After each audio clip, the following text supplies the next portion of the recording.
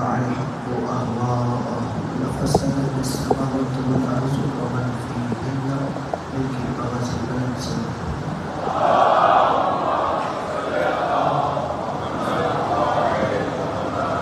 نعرہ تکبیر، نعرہ رسالت، نعرہ حیدری، حسینیت، یزیدیت، نعرہ تکبیر ونعت السلام علیکم.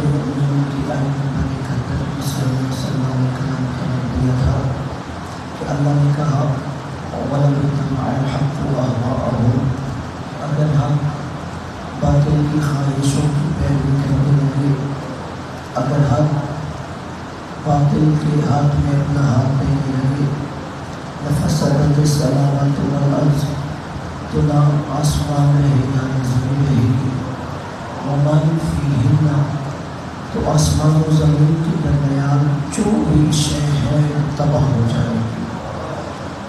یعنی اگر یہ نظام چل رہا ہے تو اس کا مطلب یہ ہے کہ حق نے کل باطل کی بیعت کی ہے، نہ حق آج باطل کی بیعت کر سکتا ہے. اور جب یہی بندے نے امام زمانہ سے ایک سوال کیا تو امام زمانہ نے ایک توقیع ثابت فرمائی.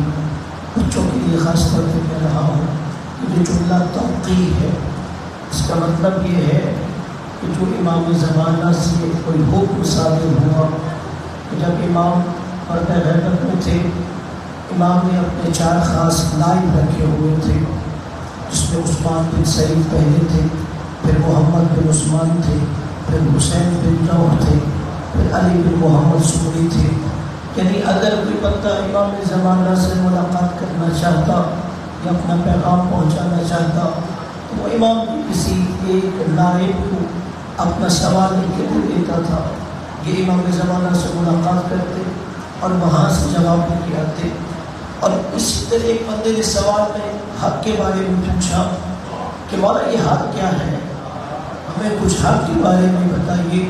تو امام زمانہ نے توقیع فرمایا سنو، ان الحق معنا وفینا، یاد رکھو حق ہمارے ساتھ ہے اور حق ہمارے اندر ہے. یعنی مولا نے صرف یہ نہیں کہا کہ ان الحق معنا، حق ہمارے ساتھ ہے، اسے جملہ آگے بڑھ کے کہا وفینا، کہ اگر حق دیکھنا ہو تو تمہیں ہم 14 کے اندر نظر آئے گا. میں اور جملہ اگر آسان کر دیتا ہوں کہ بندہ اپنی ایک نسل کی ضمانت نہیں دے سکتا، ایک نسل کی ضمانت نہیں دے سکتا. جو بزرگ ہے ان کی خصوصی توجہ چاہوں گا اس جملے پہ تائید کے لیے. کوئی باپ یہ ضمانت نہیں دے سکتا کہ میرا بیٹا مجھ جیسا قابل ہوگا. اگر کوئی قابل ڈاکٹر ہو تو یہ ضمانت نہیں دے سکتا کہ میرا بیٹا بھی مجھ جیسا قابل ڈاکٹر بنے گا. اگر کوئی انجینئر ہو، باپ یہ ضمانت نہیں دے سکتا کہ میرا بیٹا بھی میری طرح قابل انجینئر ہوگا. چلیے اگر کوئی عالم ہو وہ یہ ضمانت نہیں دے سکتا میرا بیٹا بھی مجھ جیسا عالم و فاضل ہوگا. اگر کوئی فقیہ ہو وہ یہ ضمانت نہیں دے سکتا میرا بیٹا بھی میری طرح فقیہ ہو. تو برادران اسلام بندہ ایک نسل کی ضمانت نہیں دے سکتا. میرے نبی نے اپنی 12 نسلوں کی ضمانت دی ہے کہ اولنا محمد، اوسطنا محمد، آخرنا محمد، کلنا محمد. میرا پہلا بھی محمد ہے، درمیانہ بھی محمد ہے، آخری بھی محمد ہے. ہم ہم سارے کے سارے محمد ہیں.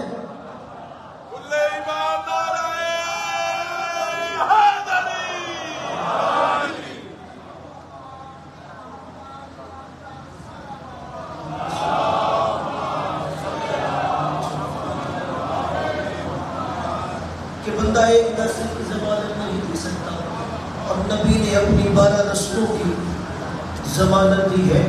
اور دیکھیے کیسے حق ان 14 میں نظر آتا ہے. جو مولا نے کہا ان الحق معنا وفینا، کہ حق ہمارے ہی ساتھ ہے اور ہمارے ہی اندر حق ہے.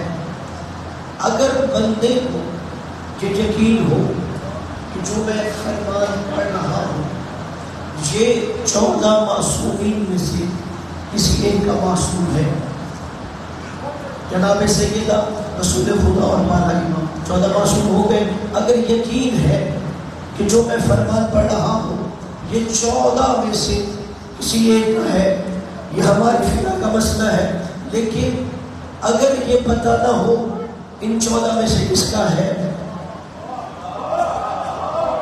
یہ یقین ہے 14 میں سے کسی ایک کا ہے مگر یہ نہیں پتا کس کا ہے، تو امام نے فرمایا تم ہم میں سے کسی ایک کی طرف نسبت دے دو، تم سچ بول رہے ہو.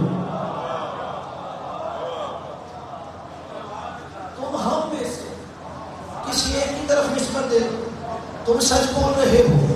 اس لیے کہ جو علی کہتے ہیں وہی حسن کہتا ہے، جو حسن کہتے ہیں وہی حسین کہتے ہیں، جو حسین کہتے ہیں وہی زین العابدین کہتے ہیں، جو مولا باقر کہتے ہیں وہی مولا صادق کہتے ہیں. اس لیے کہ یہاں پر بظاہر زبانیں 14 ہوتی ہیں، فرمان ایک ہوتا ہے. یہاں زبانیں 14 ہوتی ہیں مگر فرمان ایک ہوتا ہے. افراد 14 ہوتے ہیں، کردار ایک ہوتا ہے. امام 12 ہوتے ہیں مگر سیرت ایک ہوتی ہے. میں اور جملہ آسان کر دوں، اگر کہیں 4 امام نظر آ جائے تو نماز کے ہمیں 4 طریقے نظر آتے ہیں. یہاں امام 12 ہوتے ہیں، نماز ایک ہوتی ہے. یہ حق کی بات ہے کہ جہاں پہ حق ہوتا ہے وہاں کردار میں یکسانیت ہوتی ہے، جہاں پر حق ہوتا ہے وہاں پر کردار میں تفاوت نہیں ہوتا. اور قبلہ اگر حق انسان سمجھ جائے تو پھر انسان اسلام کے ایک ایک قدم پہ آگے بڑھنا آسان ہوتا ہے. جملہ آسان لفظوں میں کہتا ہوں، حسن بصری تصوف کے نزدیک بہت بڑا نام ہے. ایک دن مولا نے دیکھا کہ حسن بصری وضو کر رہا ہے اور بہت زیادہ پانی ضائع کر رہا ہے. اب آپ بالکل بدل کر سماعت کرنے والا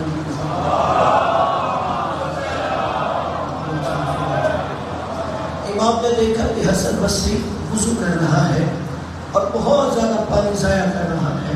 مولا نے اسے ٹوکتے ہوئے کہا حسن بصری وضو میں اتنا پانی ضائع کرنا اسراف ہوتا ہے، اتنا پانی ضائع کرنا اسراف ہوتا ہے. حسن بصری کہتے ہیں علی یہ آپ کہہ رہے ہو، یہ آپ کہہ رہے ہو؟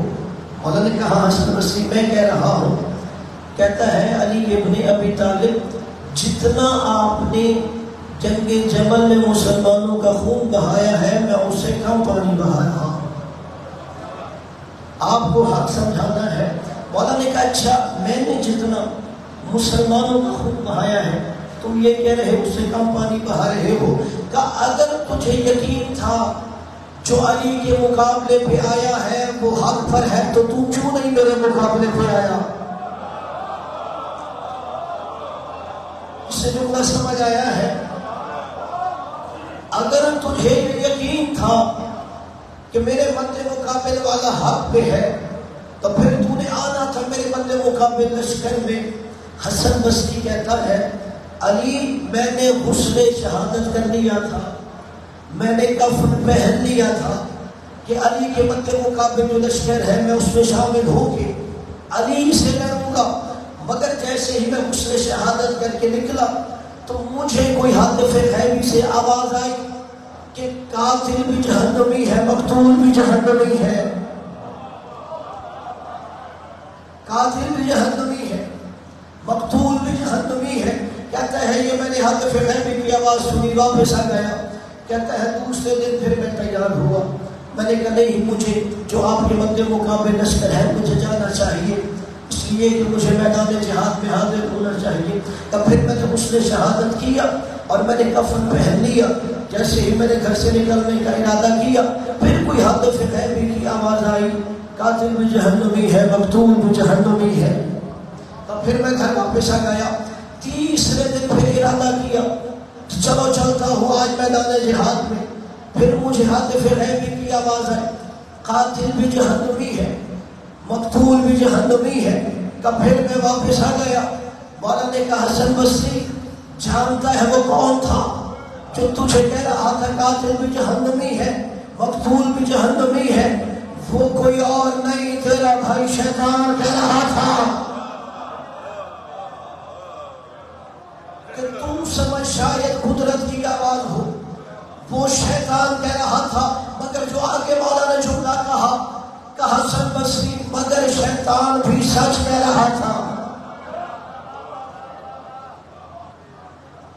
ذرا پریشان چہرے تھے۔ مولا نے کہا مگر شیطان سچ کہہ رہا تھا کہ قاتل بھی جہنمی ہے، مقتول بھی جہنمی ہے۔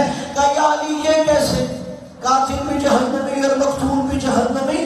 مولا نے کہا شیطان تجھے بتا رہا تھا جس لشکر میں تو جانا چاہتا ہے، علی کے مقابلے لڑنا چاہتا ہے، اس لشکر کا قاتل بھی جہنم میں جائے گا، مقتول بھی جہنم میں۔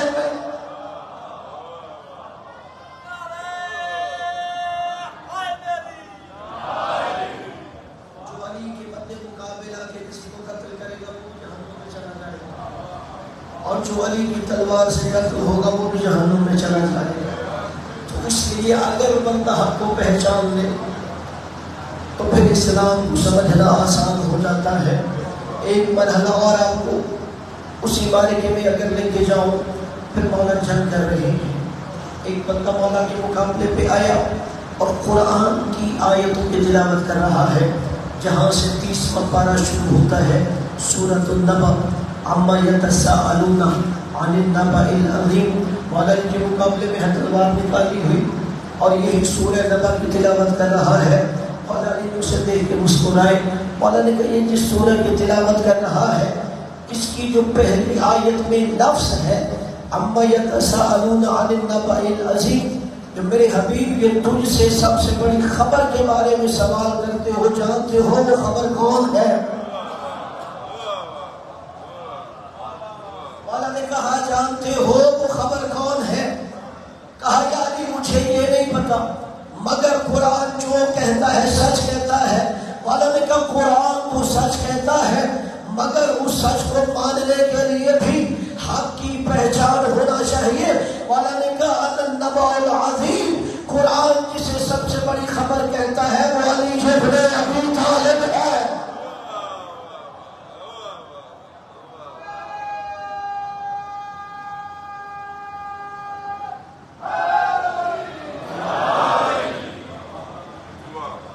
کہ تم سورہ نبأ کی تلاوت کر کے نبأ عظیم کے مقابلے پہ آ گئے ہو، کہ اگر تمہیں حق کی پہچان نہیں ہوگی تو تم حق کے مقابلے پر آنا بھی اپنا دین سمجھ لو گے۔ کہ لوگ سلمان پڑھی مولا علی کے ساتھ،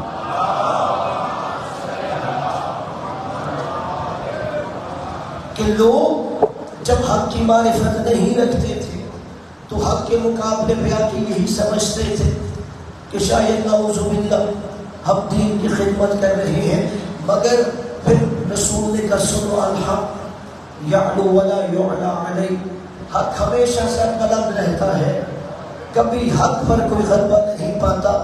یہی تو وجہ ہے اگر 72 بھی ہو تو لاکھوں پہ بھاری ہو جاتے ہیں۔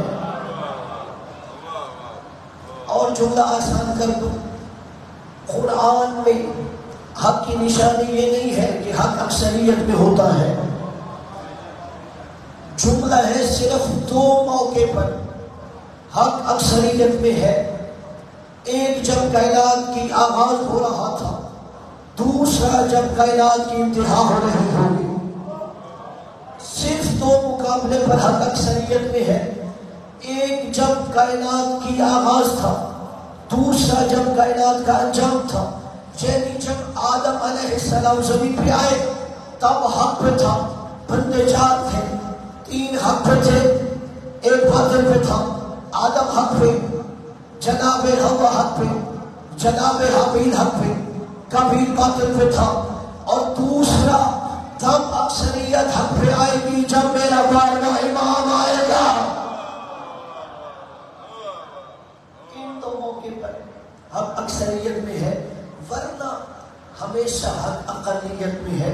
اس لیے قرآن اکثریت کی مذمت کرتا ہے کہ اکثرهم لا یعقلون، ان میں اکثر وہ ہیں جو عقل سے کام نہیں لیتے. اکثرهم لا یشعرون، قرآن نے کہا یہ اکثر وہ ہے جو کبھی غور و فکر نہیں کرتے. یعنی قرآن نے کہا اکثریت ہونا دلیل حقانیت نہیں ہوتا. وہ یہ کہے کہ وہاں اکثریت ہے اس لیے وہ حقانیت کی دلیل ہے. قرآن نے کہا اکثریت کا ہونا حق کی دلیل نہیں ہے. اور پھر اللہ حق کو اتنا سربلند کرتا ہے کہ جو امام زمانہ نے کہا حق ہمارے ہی اندر ہے. آپ پہلے امام سے لے کے 12ویں امام تک دیکھیں، یہ سارے مجسم حق ہیں. اب سارے اماموں کی سیرت دیکھیے، جب کسی سے دشمنی ہوتی ہے تو لوگ کیا کرتے ہیں؟ الزام تراشیاں کرتے ہیں، کردار کشی کرتے ہیں. لوگ چاہتے ہیں نعوذ باللہ اس کے لوگوں کی نظروں میں گرایا جائے، اس لیے کردار کشی کی جاتی ہے. قبلہ میرے پہلے امام سے لے کے 12ویں امام کی سیرت پڑھو، دشمن بھی میرے امام کے کردار پہ انگلی نہیں اٹھا سکا. ان کا کردار اتنا بلند تھا جو صاحب حق تھے کہ دشمن ان پر انگلی نہیں اٹھا سکا. صرف ایک عباسی بادشاہ کی سیرت میں ملتا ہے کہ اس نے کوشش کیا کہ یہ جو لوگ ان کے دروازے پہ اہل بیت پہ جھکتے ہیں کیوں نہ ایسا کیا جائے. میرے پاس حکومت ہے، اقتدار ہے، ہم ایسا کرتے ہیں کہ اپنے اقتدار کے ذریعے یہ جو امامت ہے جسے یہ حق کا معیار قرار دیتے ہیں، نعوذ باللہ اس سے داغدار کر دیتے ہیں. اب دیکھیے حق کا معیار اور ہوتا ہے، حکومت کا کردار اور ہوتا ہے. حکومت کے طریقے اور ہوتے ہیں، امامت کے طریقے اور ہوتے ہیں. یہاں وہ جملہ سمجھا دیتا ہوں. حکومت کیا کرے گی؟ طاقت کا استعمال کرے گی. حکومت کیا کرے گی؟ اپنی صحافت کا میڈیا کا استعمال کرے گی. حکومت کیا کرے گی؟ پیسے کا استعمال کرے گی. قبلہ جاؤ اپنے مرضی کی تاریخ اسلام کی کتاب کھول لو جس میں امامت کے حالات لکھے ہو. آپ پہلے امام سے لے کے 12ویں امام تک کی سیرت دیکھو. حکومت ان کے خلاف تھی، پیسہ ان کے خلاف استعمال ہو رہا تھا، پیروپیگنڈا ان کے خلاف استعمال ہو رہا تھا، طاقت ان کے خلاف استعمال ہو رہی تھی. علی نے ایسا نہیں کیا کہ میں طاقت کے مقابلے میں کوئی لشکر اکٹھا کروں. جہاں تک مجھے جانا ہے علی نے ایسا نہیں کیا کہ علی پیسے کے مقابلے میں، طاقت کے مقابلے میں کوئی بہت بڑا لشکر اکٹھا کرے. علی نے ایسا نہیں کیا کہ شام والے میرے خلاف پروپیگنڈا کر رہے ہیں تو علی بھی ایسے لوگوں کو جھوٹی خبریں اڑانے کے لیے خرید لے. علی نے دیکھا کہ شام والے میرے مقابلے میں پیسے کے بلبوتے پر لوگوں کے زمین خرید رہے ہیں، جھوٹی حدیثیں بنائی جا رہی ہیں، حدیثوں میں آیتوں میں رخ میرا جا رہا ہے. علی نے ایسا نہیں کیا. امامت دو چیزوں سے پہچانی جاتی ہے. امام نے دولت کا، پیروپیگنڈے کا، طاقت کا مقابلہ دو چیزوں سے کیا. ایک امام نے اپنا علم پیش کیا، دوسرا کردار دکھایا. ایک امام نے اپنا علم دکھایا،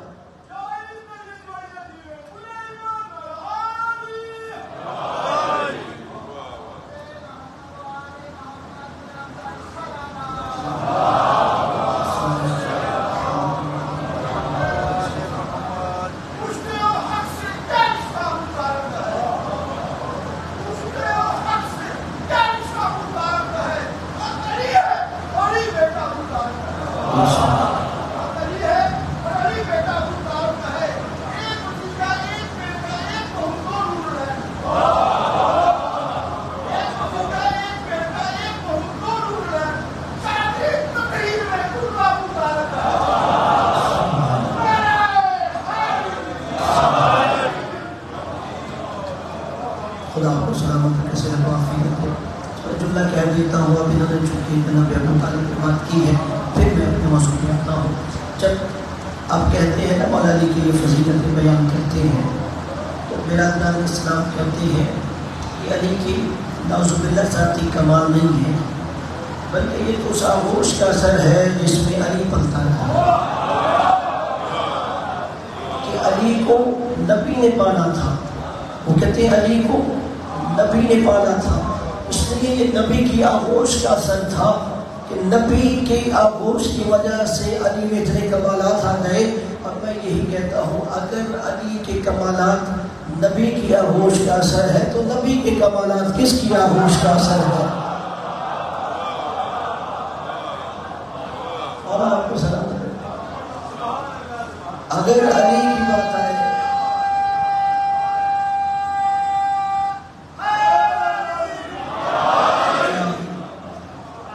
تو حکومت نے چاہا نعوذ باللہ امامت کو داغدار کر دیا جائے۔ ہارون کا زمانہ ہے، 7ویں امام ہے، اس نے کہا ایسے کرو کہ لوگ جو امامت کے دہلیز میں جھکتے ہیں، چونکہ ان کا کردار اتنا بلند ہے اس لیے لوگ ان کے دروازے پہ جھکتے ہیں۔ جو میں نے کہا امامت 2 چیزوں سے، ایک علم، دوسرا کردار، اس سے اپنا دوحہ بنواتی ہے۔ اور جیسے ہی ہارون نے اپنے وزیروں مشیروں سے مشورہ کیا، انہوں نے کہا ٹھیک ہے ہم ایسا کرتے ہیں، نعوذ باللہ یہ جو ان کے 7ویں امام زندان میں ہے، ہم ان کے پاس ایک فاحشہ عورت کو بھیجتے ہیں۔ جیسے ہی وہ بد کردار عورت جائے گی، اس شیعوں کے امام کو نعوذ باللہ گناہ کی دعوت دے گی۔ جیسے ہی ان کا امام اس عورت کی طرف مائل ہوگا تو ہم حکومتی مشینری استعمال کریں گے پروپیگنڈا کی، اور کہیں گے دیکھو یہ ہے شیعوں کے امام۔ اب میں ہزاروں جانے اپنے اماموں کے قدموں سے مس ہونے والی خاک پہ قربان کروں۔ اب وہ خود فاحشہ عورت یہ روایت کرتی ہے، کہتی ہے میں جیسے ہی زندان میں گئی، میں نے دیکھا شیعوں کا امام سجدے میں تھا، میں نے دیکھا شیعوں پہچانو ہم اس امام کے ماننے والے ہیں، کہ میں نے دیکھا شیعوں کا امام سجدے میں تھا، چونکہ مجھے حکومت نے مال دنیا دیا تھا اور صرف میں نے یہی کرنا تھا، ان کے امام کو پہچانے مائل کرنا تھا، کہ میں آگے بڑھی وہ امام سجدے میں ہے، کہ میں کھڑی ہو گئی زندان میں جا کے، کہ جیسے ان کا امام سجدے سے اٹھائے گا میں اسے گناہ کی دعوت دوں گی۔ وہ کہتی ہے میں کھڑی کھڑی تھک گئی، امام نے سجدے سے سر نہیں اٹھایا، یہ جو ہاتھ اٹھ رہے تھے میں سلام پیش کرتا ہوں، کہا میں کھڑی کھڑی تھک گئی، شیعوں کے امام نے سجدے سے سر نہیں اٹھایا۔ اب میں جب کھڑی کھڑی تھک گئی میں بیٹھ گئی، میں نے کہا چلو کبھی تو سجدے سے سر اٹھے گا، کہا میں بیٹھے بیٹھے تھک گئی، ابھی بھی شیعوں کا امام سجدے میں ہے، ابھی بھی شیعوں کا امام سجدے میں ہے، کہ اتنا سجدہ طولانی ہو گیا میں حیران ہو گئی، یہ کیسا ایمان گزار ہے، میں کھڑے ہوئے تھک گئی یہ سجدہ کیا جا رہا ہے، اب بیٹھے تھک گئی یہ سجدے کیا جا رہا ہے، میرے دل میں تھوڑی تبدیلی آنا شروع ہو گئی، میں نے کہا دیکھوں تو صحیح یہ عبادت گزار سجدے میں کیا کر رہا ہے، جیسے ہی میں سجدے میں جھکی میں نے کیا سنا، یہ کہہ رہا ہے سبحان ربی الاعلی و بحمدہ، اللہ نے میری آنکھوں سے حجاب ہٹا دیے، میں نے کائنات میں پہلا عابد دیکھا ہے یہ کہتا ہے سبحان ربی الاعلی و بحمدہ، اور وہاں سے آواز آتی ہے لبیک یا عبدی لبیک یا عبدی لبیک یا عبدی۔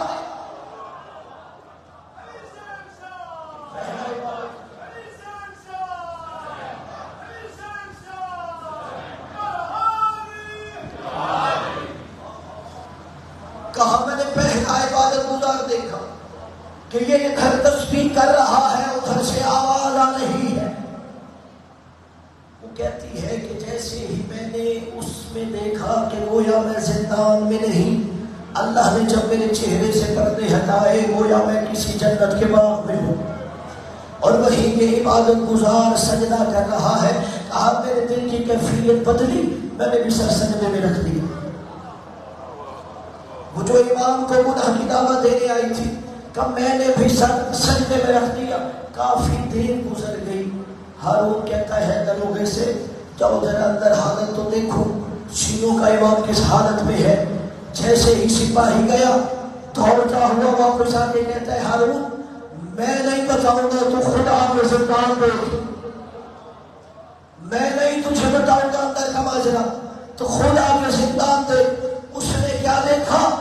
آگے امام سجدے میں ہے، پیچھے یہ گنہگار سجدے میں ہے، آگے امام سجدے میں پیچھے میں گنہگار سجدے میں۔ ہارون حیران ہو گیا، سپاہیوں سے کہا اس فاحشہ عورت کو بالوں سے پکڑ کے زندان سے باہر نکالا جائے۔ جیسے ہی فاحشہ کو باہر نکالا گیا تو ہارون نے کہا میں نے تجھے گناہ کے لیے بھیجا تھا، تو نے اسے نعوذ باللہ اپنے رنگ میں ڈھالنا تھا، تو خود سجدے میں گر گئی۔ وہ فاحشہ عورت جو بدل چکی تھی کہ ہارون میں نہیں جانتی، میں نے صرف اتنا دیکھا ہے ساری کائنات میں کہ پہلا عبادت گزار ہے، یہ ادھر سے اس کی تسبیح کرتا ہے، وہ ادھر سے تسبیح کا جواب دیتا ہے۔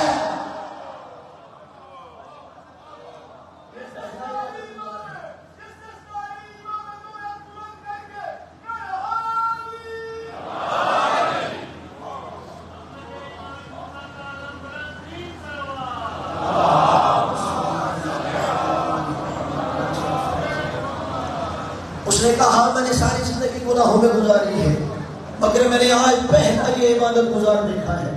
وہ سبحان ربی الاعلیٰ و بحمدہ کہتا ہے، وہاں سے لبیک یا عبدی کی صدائیں آتی ہے، لبیک یا عبدی کی صدائیں آتی ہے۔ اب قبلہ دیکھیے آپ کے دل میں امامت ہے اور ناز کیا کرو، امامت کا کردار کتنا بلند ہے۔ آپ سورہ یوسف پڑھیں، سورہ یوسف میں بھی ہے کہ ایک نبی کو بھی گناہ کی دعوت دی گئی، جناب یوسف علیہ السلام کو بھی گناہ کی دعوت دی گئی۔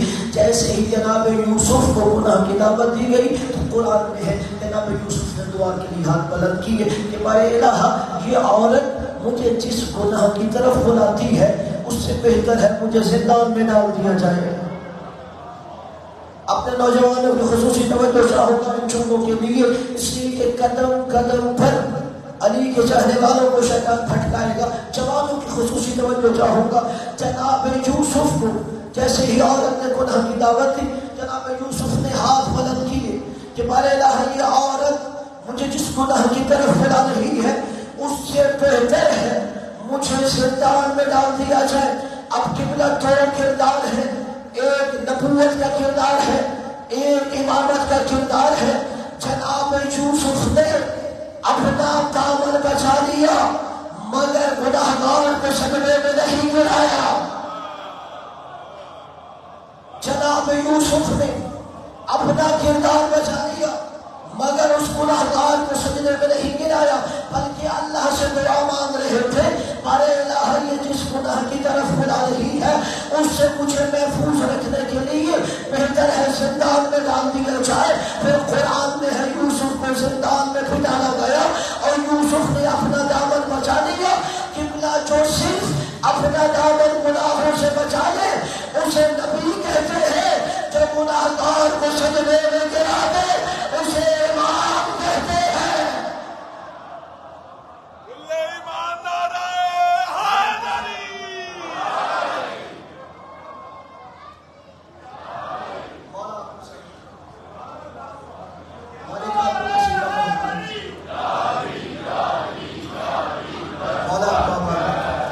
مالک میرے جوانوں کو سلامت رکھے۔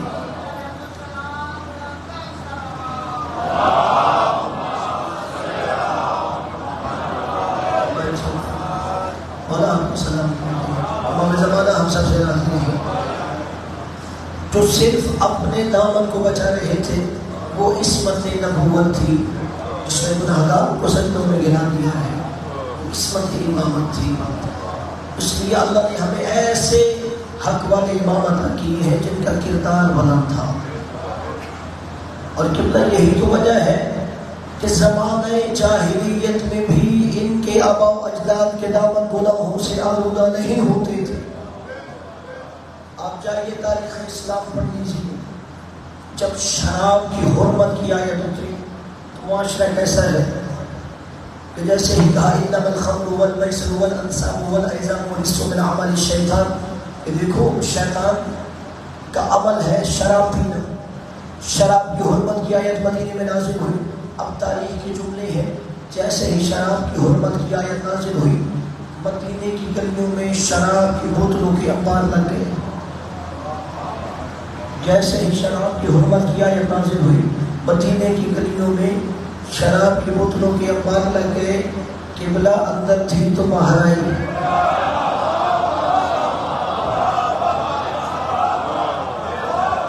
گھر میں رکھی ہوئی تھی پیتے تھے تو پھر ہی بوتلوں کے انبار لگے. اور یہاں تک کہ تاریخ کا جملہ ہے شراب کی حرمت کی آیت کے 2 مہینے بعد ایک مسلمان کے گھر سے شراب کا جگ نکل آیا. نبی نے کہا میں نے جب حرام کی ہے تو تیرے گھر سے شراب کا جگ کیوں نکلا؟ کہتا یا رسول اللہ اب نہیں پیتا، اب میں نہیں پیتا. جب سے شراب کی حرمت کی آیت آئی اس کے بعد میں نہیں پیتا. نبی نے کہا پھر تیرے گھر سے شراب کا جگ کیوں نکلا ہے، سنو گے؟ کہتے ہیں یا رسول اللہ کوئی مہمان آ جاتا ہے. سوچ رہا تھی نبی کلمہ پڑھنے کے بعد بھی یا رسول اللہ کوئی ایسا مہمان آ جاتا ہے. مجھے عزت مصطفیٰ کی قسم ہم نے ان 14 کو ہادی مانا ہے جن کے گھر ایسے مہمان بھی نہیں آتے. ہم نے ان کو ہادی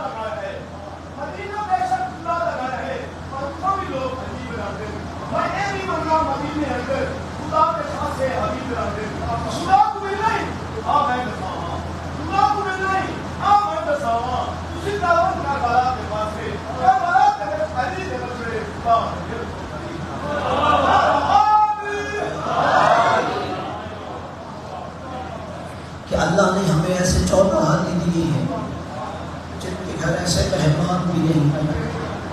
اللہ نے ہمیں بلند کردار والی دی ہے. اور ایک تو وجہ ہے کہ حق یہی ہے. اور جب مولا کوفہ کے جانے بازے میں سفر تھے ایک مقام پر مولا کو دیکھا گئی. جیسے مولا بیدار ہوئے مولا نے کہا اِنَّا لِلَّهِ وَإِنَّا إِلَيْهِ رَاجِعُونَ. جناب میری ایک بڑا ہے صدقہ کے بیٹی کہتے ہیں بابا کیا خواب میں دیکھا ہے جو آپ کل میں استنجا پڑھ رہے ہیں؟ کہا بیٹا میں نے اپنے خواب میں دیکھا ہے کہ کوئی گھوڑا سوار کہہ رہا ہے کہ یہ قافلے والے تیزی سے اپنی منزل کی جانب بڑھ رہے ہیں اور موت ان کی تعاقب میں ہے، ان کے پیچھے پیچھے آ رہی ہے. جیسے یہ جملہ کہا مولا ایک بار جب دنیا کو بتانے کے لیے کہا یا ابتا اولسنا علی الحق، بابا کیا ہم حق پر نہیں ہیں؟ مولا حسین نے کہا ایک بار اگر ہم حق پہ نہیں ہیں تو پھر حق پہ کون ہوگا؟ پھر جناب ایک بار نے وہی مولا علی والا جملہ کہا اذن لا نبالی بالموت. پھر بابا ہمیں موت کا کیا ڈر، موت ہم پہ آ پڑے یا ہم موت پہ جا پڑے. جو حق پہ ہوتا ہے اس کے لیے زندگی اہم نہیں، اپنا ہدف اہم ہوتا ہے، اس کے لیے اپنا مشن اہم ہوتا ہے. وہ اپنے اسی مشن کے لیے اپنی جان قربان کر رہا ہوتا ہے. اور دیکھیے حسین ابن علی کا ہدف مشن کتنا بڑا تھا کہ دنیا حق پہچان دے. اس کے لیے اپنے علی اکبر جیسے بیٹے کو بھی قربان کر دیا. حضرت بس 2 جملے آج چاہتا ہوں کہ جو مولا حسین کو اپنے بیٹے سے تھے بس اس کے سن لیجیے. کوئی شہادت نہیں پڑھوں گا. کچھ روزوں پر کچھ شہادتیں نہیں پڑھے گا، کچھ زمینوں پر کچھ مسائل نہیں پڑھے گا. یہ حضائل موجود ہوں گے. اب جتنا بھی کسی عالم کو کہہ دیں نا فلاں مسائل یہ فلاں ذریعے پہ پڑھو، وہ 3 مسائل 3 جگہوں پہ نہیں پڑھے گا. مولا عباس کے ذریعے پر حسین کی 4 سال کی بیٹی کی مسائل نہیں پڑھے جاتے.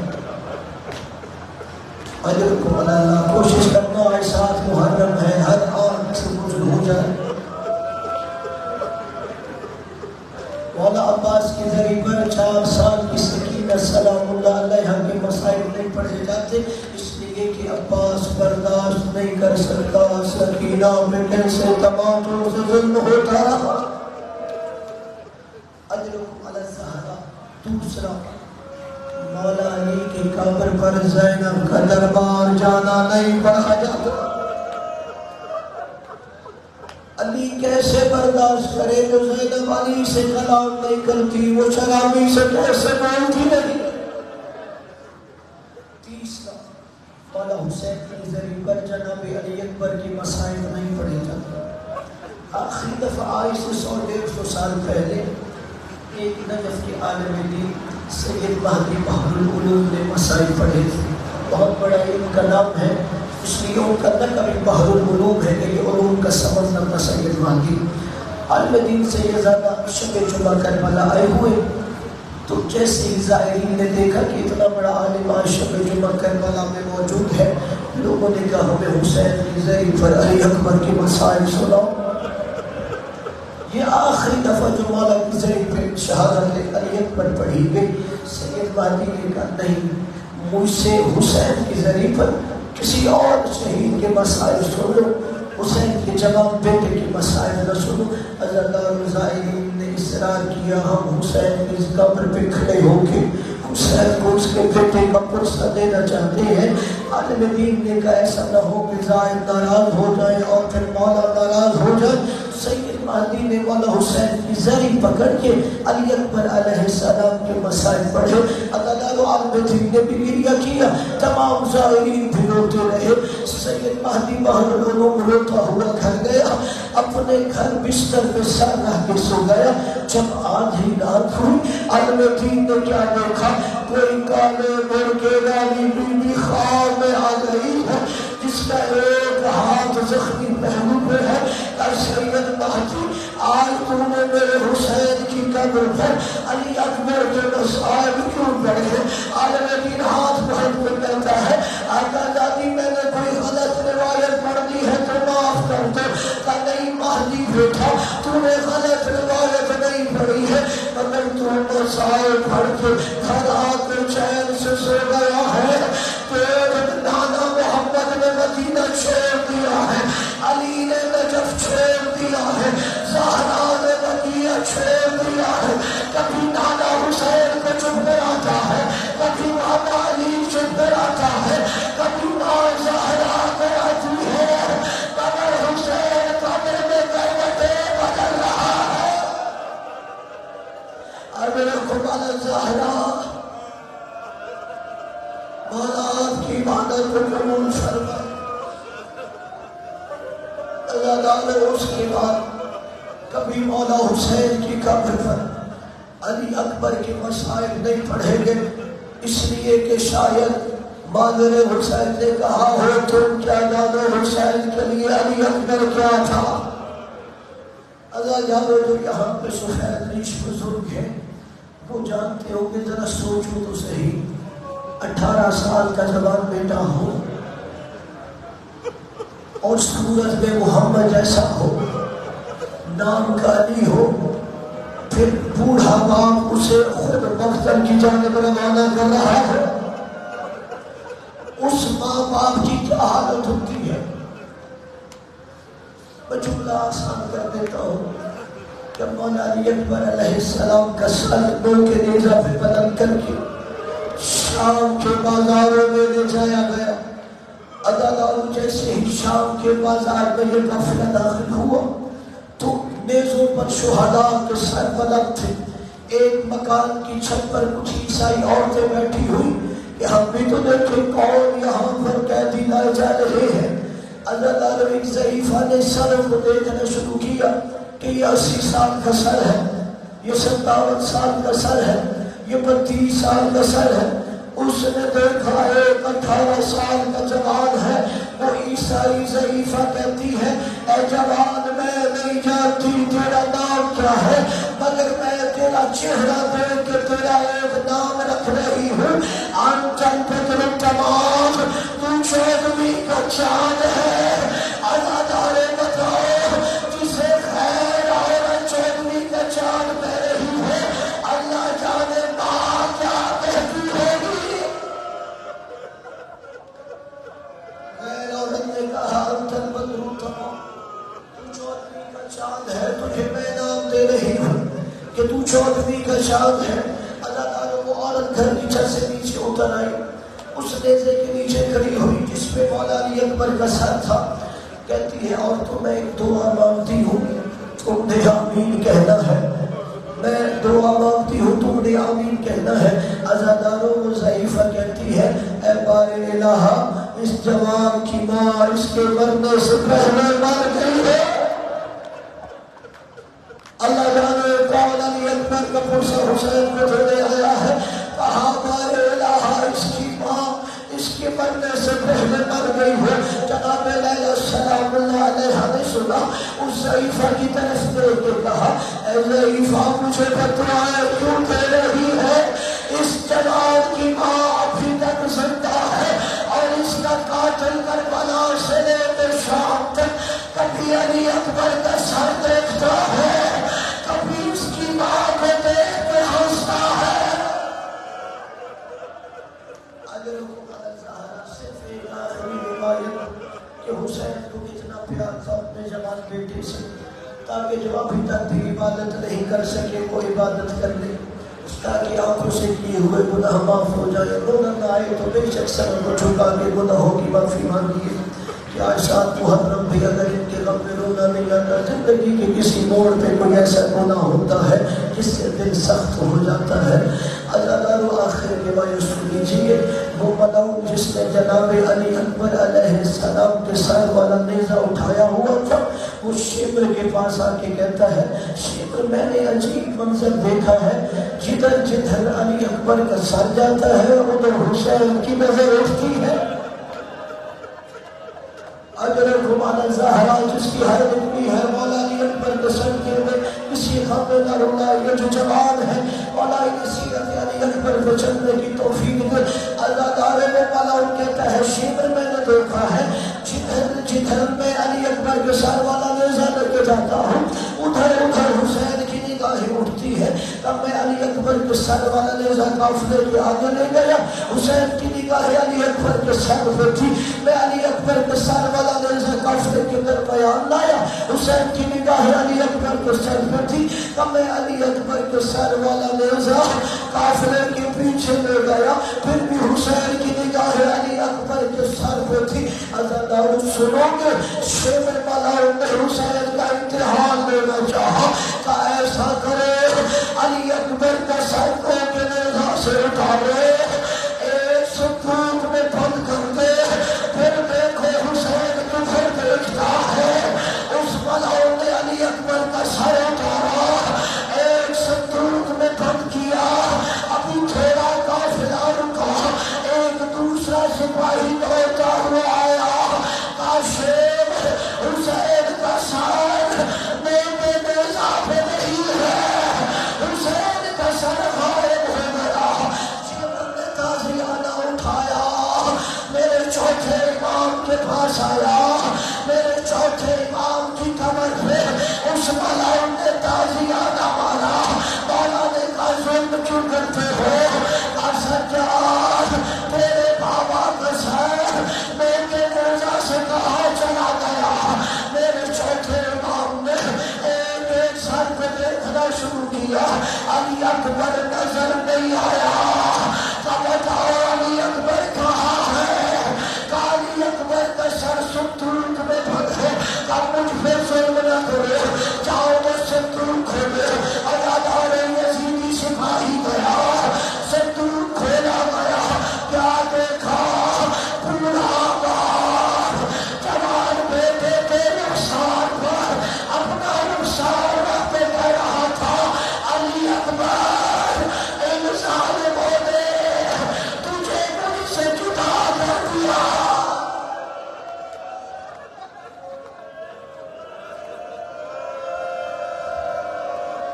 اللہ